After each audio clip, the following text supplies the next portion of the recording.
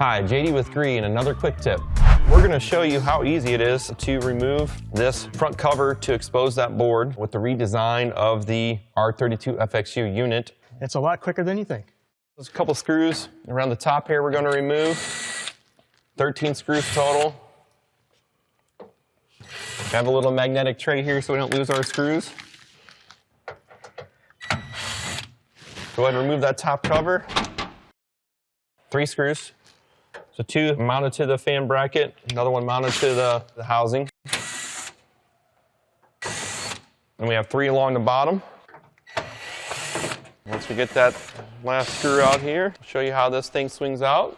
So on the left side here is where you start. There's a little tab block at the top. Just pull up, swing it out, lift up. There's 3 little tabs that locks in. That exposes the whole unit, the board. So if you need to service it, mess with the dip switches, show you how this goes back on. Again, there's 3 little tabs over here. Start on the right side. Line those tabs up. The swing's in. 3 tabs on the right side. Make sure that these little tabs slide up on top of here. These screw holes line up for that fan bracket. Out of all your screws, the 2 hex screws go in here. 1/4 inch. So that's how easy it is to get to the board, get those covers off and back on. Hope that helps you when you're out in the field. And with GREE, we're by your side.